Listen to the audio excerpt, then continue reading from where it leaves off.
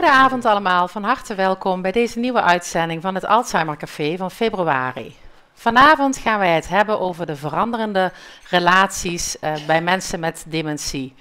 Als iemand de diagnose dementie krijgt, dan verandert er heel erg veel. Dat is natuurlijk niet alleen voor degene met dementie, maar voor alle naasten om diegene heen. Heel vaak zie je, wat heel bekend is, dat de relatie verandert van een wederkerige relatie naar bijvoorbeeld een zorgrelatie. Dat brengt natuurlijk voor heel veel mensen heel veel emoties met zich mee. Iemand kan zich boos voelen of verdrietig voelen, misschien wel eenzaam en ongelukkig. En dat geldt voor allen. Het kan gelden voor een partner bijvoorbeeld, maar ook voor degene met dementie, die zich misschien wel heel erg ongemakkelijk voelt. Vaak zien we ook dat er in de intimiteit heel veel verandert, bij partners bijvoorbeeld. En dan is intimiteit niet hetzelfde als seksualiteit, daarmee bedoelen we de handelingen zelf. Maar intimiteit gaat over veel meer, over je verbonden voelen met je partner. Elkaar aanraken, liefdevolle blikken geven, je eigen tijd en je eigen gewoontes en maniertjes die je samen hebt. En je met elkaar verbonden voelen. Daar verandert veel in en dat kan voor beide heel erg moeilijk zijn. De wederkerigheid die verdwijnt en er ontstaat een nieuwe vorm. Het is moeilijk om daarover te praten soms. Soms is er schaamte, soms is het gewoon moeilijk om het uit te drukken. Dat zijn allemaal dingen die ook komen kijken bij dementie. Niet alleen maar dingen niet weten waar heel vaak over gesproken wordt.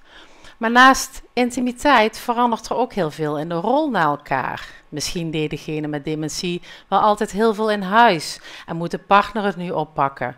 Denk bijvoorbeeld aan bankzaken of boodschappen of wat dan ook.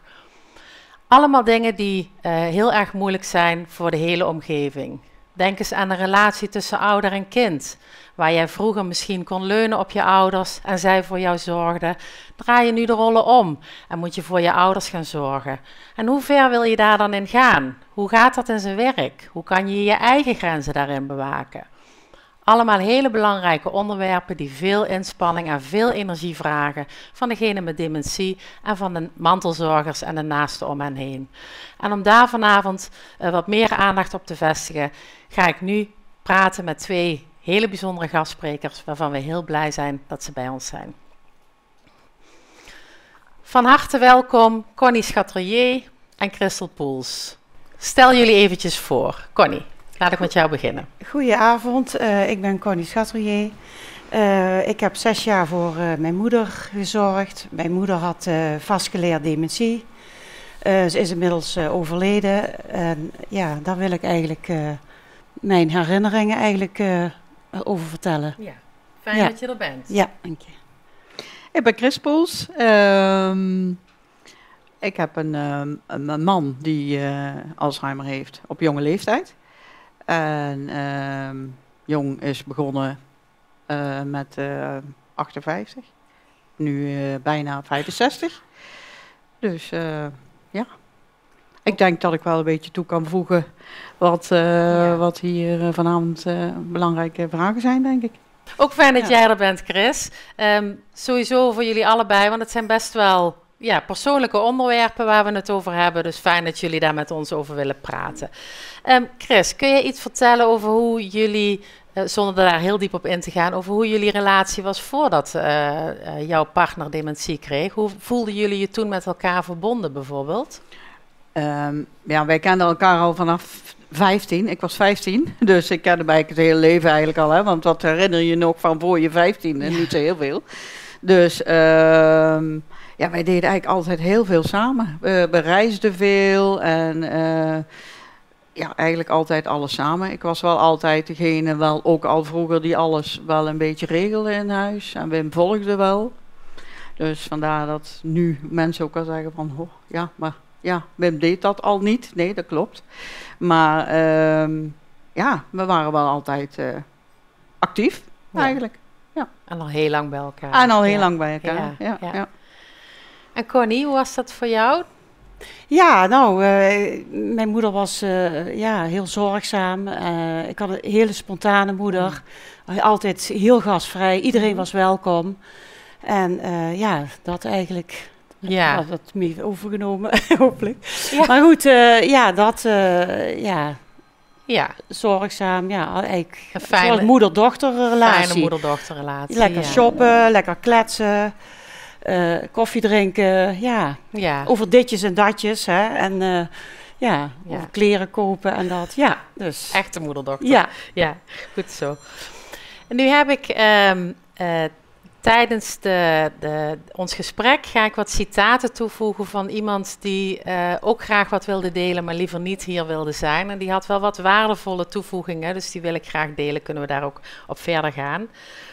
Diegene zegt, toen wij de uitslag dementie van mijn partner kregen, besefte ik het eerst niet en dacht, dat loopt niet zo vaart. Mijn partner stond daar heel anders in. Die ging meteen op zoek naar of er medicatie of wat anders tegen te doen was. Dat lijkt me dan heel moeilijk als je daar niet gelijk in opgaat, tenminste in dat proces. Hoe was dat voor jullie toen jij bijvoorbeeld hoorde dat jouw man dementie heeft? Voor mij was het eigenlijk niet zo'n hele verrassing. Ik voelde al heel lang van tevoren dat er iets niet goed was. Dus toen wij voor de uitslag gingen, liepen we op een parkeerplaats. En toen zei ik al tegen Wim, nou ja, het is dit of het is dat. En Wim, toen was het dus Alzheimer. En Wim is een hele rustige man en die was heel gelaten ook. En die had ook wel zoiets, jij weet het beter dan ik. Dus dat was het eigenlijk ook wel. Dat is nog steeds wel zo. Ik ben wel iets medisch onderlegd, dus het scheelt misschien ook wel dat hij daarom denkt van, ja, Chris die weet het toch beter dan ik. Dus, hij heeft vertrouwen in jou. Ja, precies. Ja. Dat is misschien ook wel juist fijn nou. Zeker, ja. En hoe was dat bij jullie, Connie? Ja, nou ja, goed, inderdaad. Je voelt dat wel aankomen eigenlijk. En op het moment dat ze die diagnose kreeg, ze zei, oh, dat klopt allemaal niet. En dat er eigenlijk, en voor mij was dat eigenlijk wel een beetje zo van, goed, nu kunnen we van alles in werking zetten. En ook met tegenspreken en zo. Want in het begin had ik echt zoiets van, hey mam, ben je dat vergeten? En weet je, ook een beetje boosheid en dat, weet je wel. En dan ga je ik ging er dan toch eigenlijk wel anders mee om. Ja. Na die diagnose eigenlijk. Of dan weet je, zo van, goh, ze kan er niks aan doen. Ja. Hè? Dat, dan, dus dat... Het is een ziekte, ze doet het niet expres. Ja. En konden jullie het daar samen over hebben? Met je moeder bijvoorbeeld? Kon zij daar goed over praten? Nee, daar wilde ze eigenlijk niets van horen. Ja, Want ze probeerden het iedere keer te verbloemen, hè, weet je. Zo van, dat weet ik wel, maar, weet je, dat. Dus dat was eigenlijk best wel lastig. Ja, dat is heel lastig, lijkt me, ja. En is dat bij jou, Chris? Ja, we zijn eigenlijk van het begin af aan eigenlijk heel open erin geweest. Wim ook. We hebben eigenlijk meteen vanaf het moment dat we het wisten ook iedereen laten weten van, nou ja, dit is het. Zodat als hij dan iets vergat of vaker zei, zodat de mensen ook wisten van, nou ja, Wim heeft Alzheimer. Ja. Dus, dat ze er rekening mee konden houden. Ja, precies. Dat is dan een hele andere ervaring. We hadden een gegeven met een schriftje. Dus dan zei ik tegen familie en vrienden van, als je bij mijn moeder op bezoek komt, schrijf dan in het schriftje dat je bent geweest. Want want ze zei, ik zie niemand en er is niemand geweest. En dan kon ik dat in het schriftje lezen. Dat ze wel bezoek maar had, ook naar de familie en vrienden zo van, goh, ja, mam heeft dit en die heeft dementie. En, maar wel lastig dat ze het er zelf niet over wilde. Nee, ze wilde er zelf, ze wilde er niks van weten. Ja. Nee, want het was allemaal niet zo. Het was niet volgens haar. Ja, dat is lastig. Ja. Heeft ze die switch nog gemaakt of niet? Nee, eigenlijk niet. Nee, dat vond ze eigenlijk wel heel lastig. Heeft ook wel iets verdrietigs, hè? Zeker. Zeker weten. Ja. Het is natuurlijk ook niet zo als je open bent dat je het accepteert. Want dat had Wim dus ook niet, hè? Nee. Want ook wel wat jij zegt van het is niet zo, dat had Wim ook wel. Als ik zei van, goh, David, ja, maar dat weet ik wel. En dan weet ik wel dat hij het niet wist. Maar toch proberen om het allemaal nog een beetje te verbloemen eigenlijk. Dus... dat zijn eigenlijk al de eerste veranderingen in hoe je met elkaar omgaat. Hè? Dat je dingen verbloemt, wat je zegt. Een beetje eromheen praat misschien soms, om de ander niet te kwetsen of het niet moeilijk te maken.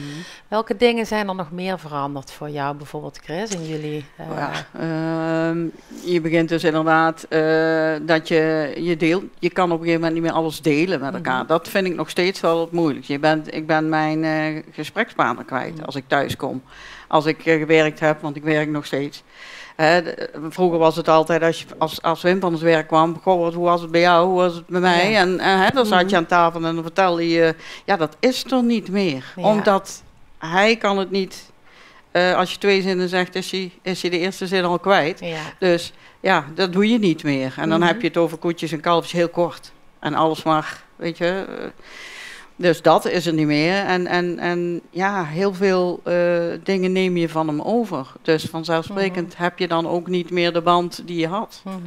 Dus ja, ik Ja. weet niet of je dat herkent. Ja, we hadden wel eens een moment, op een gegeven moment, mijn man en ik besloten om te gaan trouwen.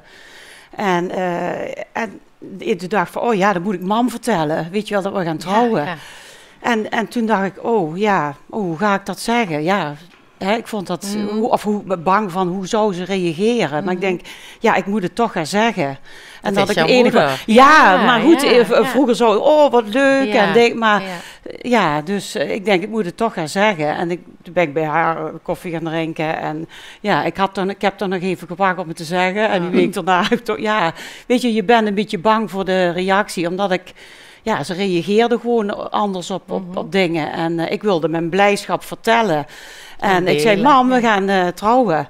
Trouwen, ach, ja, wie gaat er nu trouwen? Weet je wel, zo. Oh, Ja, nou goed, dat wil je dan maar niet horen. Maar goed, ja. Maar Emotie is ook anders dan, hè? Ja. Het gelaat, Ja. je emotie kunnen ze al vaak al heel snel niet meer laten zien. Dus dat vond ik, ja. Dat is, Ja, dat is wel een heel duidelijk voorbeeld dat je van dochter met moeder, dat het in één keer helemaal anders wordt. Ja. Heb jij ook nog voorbeelden, Chris? Want je zei er verandert van alles. Ja, eigenlijk in het hele gezin. Het is niet alleen met mij, maar ook met de kinderen en de kleinkinderen. Oudste kleinkind is 7. En die heeft echt wel soms al zo van, dat ze opa aankijkt, zo van, opa, weet je wel dat. Dus dat je ook wel al tegen haar vertelt van, ja, opa heeft een ziekte en die heet Alzheimer. Ik ben naar een poppenkast geweest waar dat allemaal uitgebeeld. Maar toch is dat heel moeilijk voor een kind natuurlijk. Het is voor ons ook moeilijk, maar voor een kind nog moeilijker. Dus, maar dat zie je dus ook. Dat met mij verandert het, met de kinderen, maar ook met de kleinkinderen. Ja. Iedereen gaat op zijn eigen manier ermee om. Ja. En dat verandert wel de band ook soms met iedereen. Ja. Nou had ik het net in de inleiding een stukje over intimiteit. De verbondenheid die je samen voelt, hè, waar je als 15-jarige nog heel veel wederkerigheid voelt. Daar verandert wat in. Kun je daar wat over vertellen? Of wil je daar wat over vertellen? Ja, eigenlijk, wij waren man en vrouw. En we deden alles samen, deelden alles samen. We waren heel open. We waren echt, we waren echt wel een goed koppel. En als dan Alzheimer komt, gaat dat steeds meer naar beneden. Dan word je op een gegeven moment maatjes, broer en zus. En als het verder komt, wat je nu een beetje, soms zeg ik wel eens, als ik met mijn kleinkinderen ben, dan heb ik er nog een derde bij. Want je moet alles, voorkouwen vaak. Dingetjes zeggen, we gaan dit doen, we gaan dat doen. Zoals je met een 4-jarige doet, moet je dat soms ook helemaal plannen. Ja. Dus zodat je ook weet van, nou, wat gaan we doen, waar gaan we heen en wat ga ik daar aantreffen, weet je wel, allemaal die dingetjes. Je moet voor tweeën denken eigenlijk. Ja. Diegene die ons had voorzien van een persoonlijk verhaal, die zegt, er ontstond een ongelijkheid omdat zij mij wel kon geven, maar ik haar niet meer door fysieke problemen. En dat is dan moeilijk ook om over te praten en vooral dat doet pijn. Niet zozeer dat het er niet meer is, maar dat je het niet meer kunt delen met elkaar. Ja, dat is herkenbaar, zie ik. Ja. Had jij dat ook met jouw moeder, dat de verbondenheid anders werd? Bijvoorbeeld knuffels of aanrakingen, dat ze dat misschien niet meer deed of anders deed? Of juist heel veel, want dat zie je soms ook. Ja, nou ja, wij waren nooit zo knuffelachtig. Maar mijn moeder die, als ik wel eens huilde vroeger, zei ze niet huilen, kom op, opstaan en door, weet je wel. En Mijn moeder veranderde in die zin dat ze dus wat vaker ging huilen. En mijn moeder had vasculaire dementie, dus ze had ook wel heldere momenten. En dan kwam ik met de boodschappentassen aandragen voor haar. En dan begon ze te huilen. Zei ze, nou, ik vind dit echt niet leuk dat je voor mij moet zorgen. Je hebt je eigen gezin. En dan werd ze ook wel heel verdrietig. Ja. En dan dacht ik wel eens, ja, huil maar eens. Want dat heb je nooit gedaan. Ja. Weet je dat? Weet je, vroeger was het niet huilen door. Ja.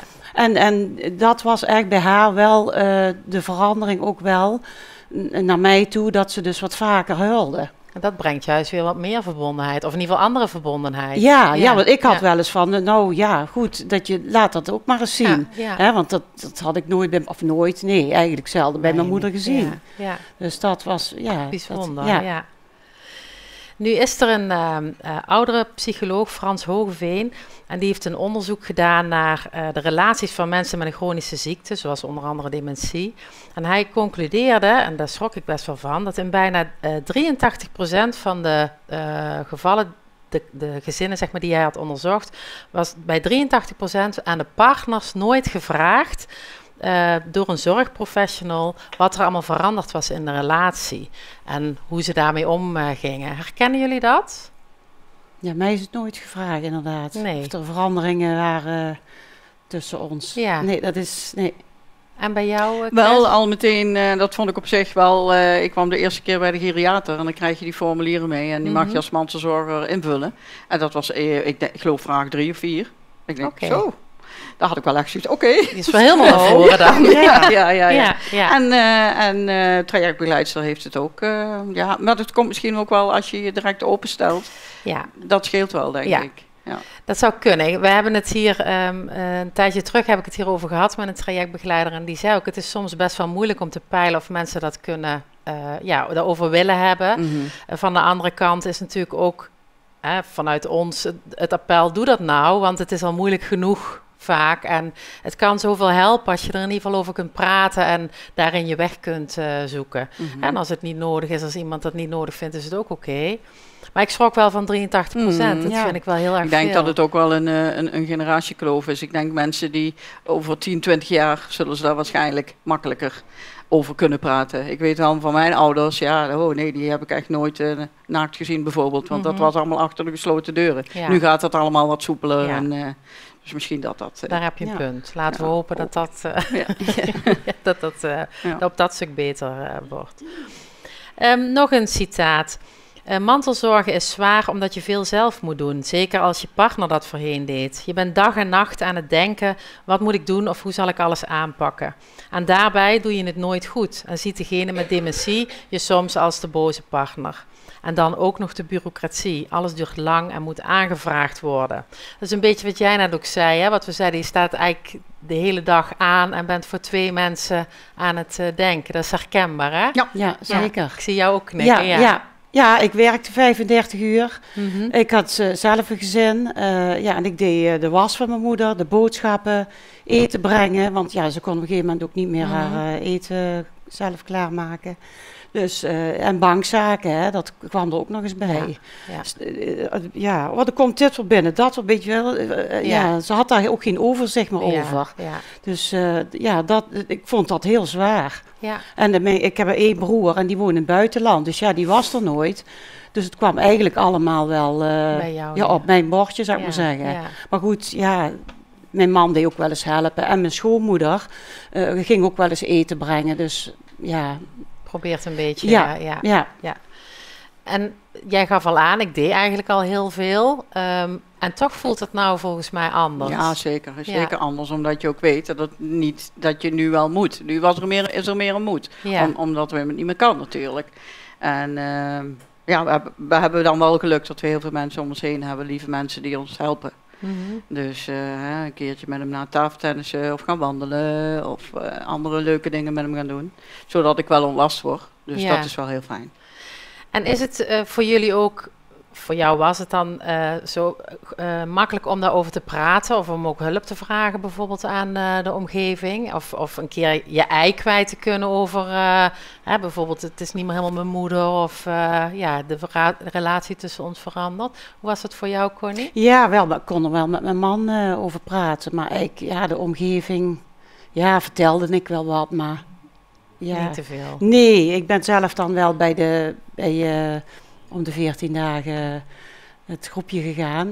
De gespreksgroep. Ja, ik was even naar het gespreksgroep gegaan. Ja. En daar heb ik heel veel aan gehad. Ja. Ik vond dat heel fijn dat ik daar over kon praten. Met deelgenoten. Ja, met deel, omdat de omgeving, mijn omgeving snapte daar verder ook niet. En dat kunnen ze ook niet kwalijk nemen. Maar goed, je wilt toch ook je ei kwijt. Ja. Hè? Dus ja, daar heb ik goed aan gedaan. Goed zo. Ja, daar sluit ik me als eerste bij aan. Daar ben ik ook heel blij mee met het groepje. Ja, oké. Ja, we hebben echt ook een heel fijn groepje. Ook de 2 mannen erbij, waar ook de partner op jonge leeftijd. Dus we zijn dan met z'n drietjes, dat vind ik heel fijn. Die zitten ook bij elkaar op dezelfde groep in Venlo. Dus ja, dan kun je al heel veel uitwisselen met elkaar, dat is heel fijn. Ja. Dus ja. Wat was de vraag ook alweer? Ja, of het makkelijk was of te doen is om hulp te vragen. Nou ja, omdat wij wij van het begin af aan heel open zijn ja, geweest, dat scheelt. zijn er gelukkig mensen naar ons toegekomen ook om te zeggen, goh, ik wil wel dat doen of kan ik dit voor je wat kan ik voor je betekenen? Dus dat is wel heel fijn. Ja.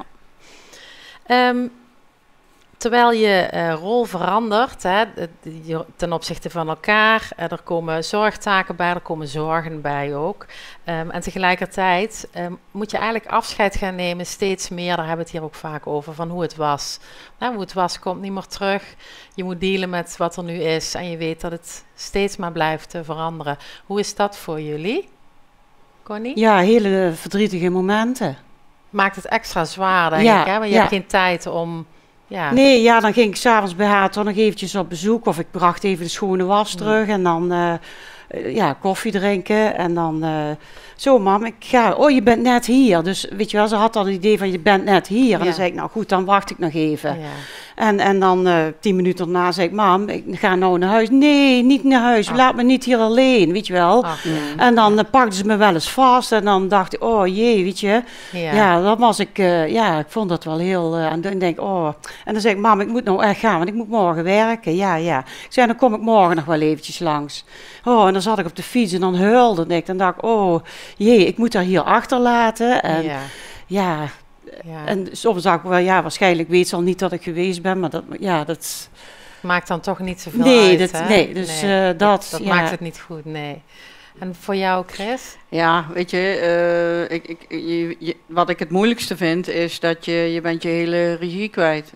Dat kan je nooit in je leven natuurlijk, maar je wil nog zoveel dingen, of je had nog zoveel dingen willen doen. En daar kun je bij heel veel dingen kun je al een streep doorzetten. Maar wij hebben wel zoiets van, wat gaan we nog wel doen? Wat kunnen we nog? Dat is heel belangrijk, denk ik, want we kunnen nog heel veel. Ja. Dus dat is eigenlijk ons puntje wel, wat wij zeggen samen van, nou, we halen er wel alles uit. Kijken wat nog wel lukt.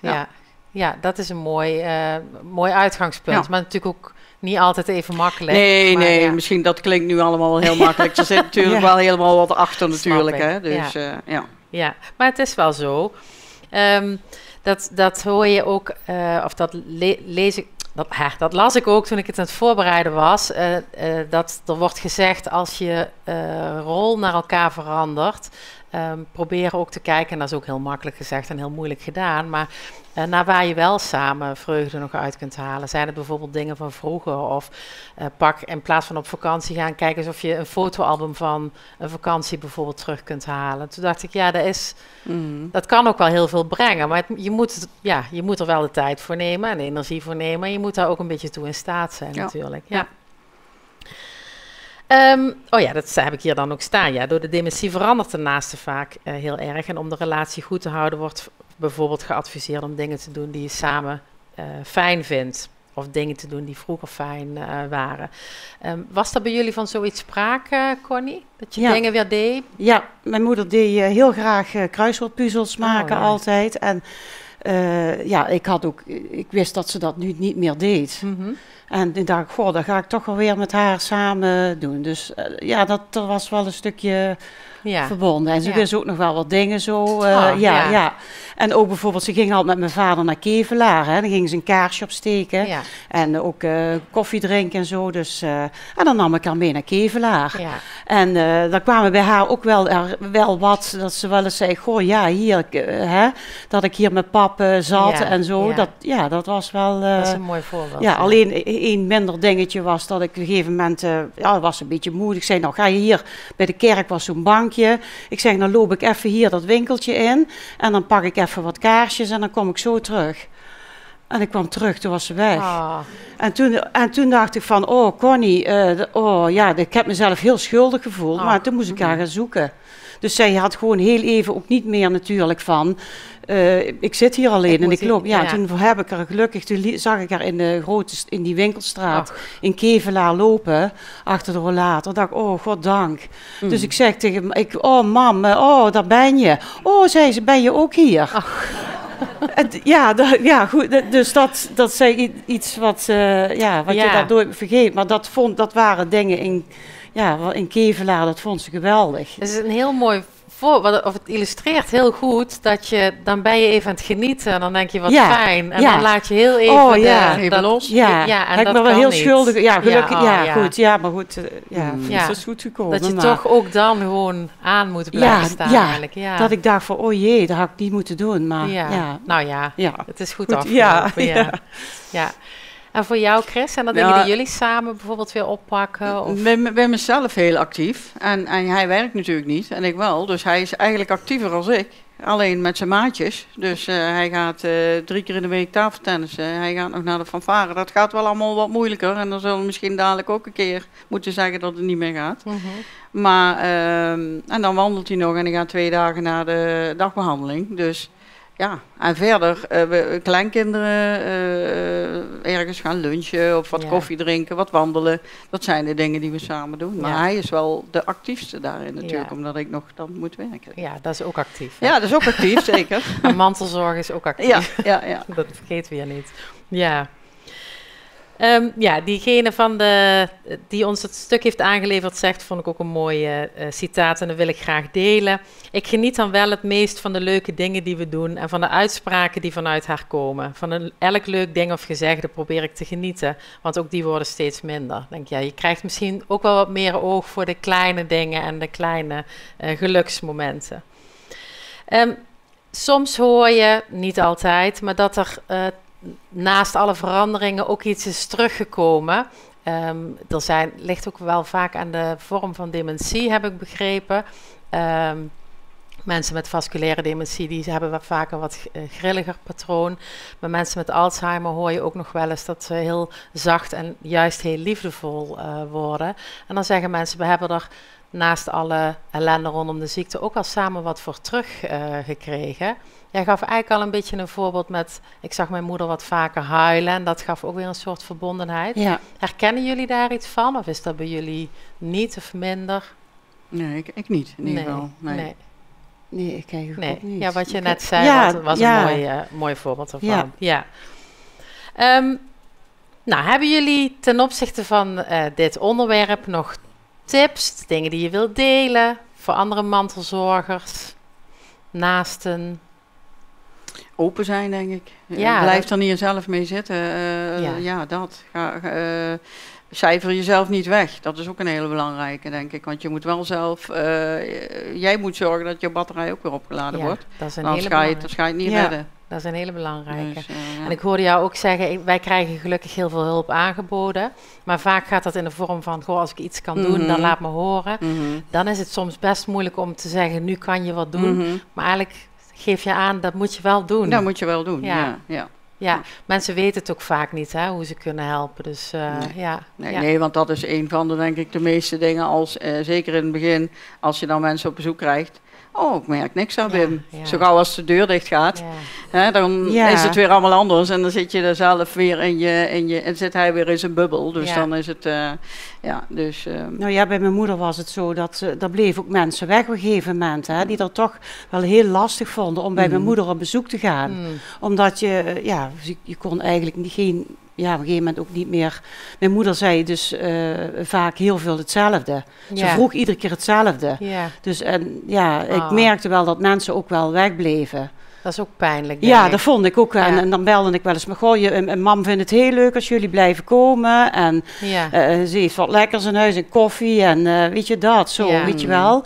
Maar ik merkte gewoon dat toch mensen daar toch wel een drempel vonden om naar mijn moeder te gaan. Ja, dat is verdrietig. Ja, Dat proberen we juist met dit soort cafés Ja. allemaal meer bespreekbaar te maken en laat elkaar niet zitten. Ja. Ja. Connie, jij wilde afsluiten of je Ja. wilde nog iets zeggen. Je Ja. had iets gezien gisteren, geloof ja, ik. het haalt bij mij weer een beetje, want mijn moeder heeft dementie. Mijn schoonmoeder. En ze had gisteren bij ons gegeten en toen bracht ik haar terug naar het Trinekeshuis. En toen liep ik in de gang en toen zag ik in de gang wat hangen. Een bord met een tekst. En ik denk, nou goed, dit vind ik heel toepasselijk om dat voor te lezen. Als ik oud geworden ben, dat ik geen mens meer herken en niet eens jouw naam meer weet, pak dan mijn hand even beet en zeg me dan gedag. Laat me voelen dat je me mag. Wellicht dat ik het gevoel herken dat ik voor iemand ben. Nou, dat vond ik heel mooi. Prachtig. Heel erg mooi. En heel toepasselijk. Ja, vond ik. Ja. Ja. Ik wil jullie bedanken dat jullie hier vanavond bij ons zijn, voor jullie openheid. Ook Wim bedankt, want je hebt netjes een toestemming gevraagd, hè? Ja, Zo ja, wordt ja. het ook. En jullie zitten daarin dat als jullie daar op de een of andere manier mensen mee kunnen helpen, dat jullie dat heel graag doen. Dus dat vinden we heel erg fijn. Nou, nogmaals dank.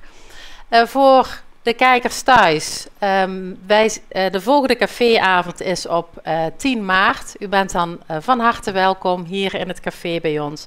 En we gaan het dan hebben over de veranderingen in de eigen bijdrages. Heel ander onderwerp, maar ook heel belangrijk. Voor nu wens ik jullie allemaal een fijne dag, avond en zien we elkaar graag terug hier in het café. Tot ziens!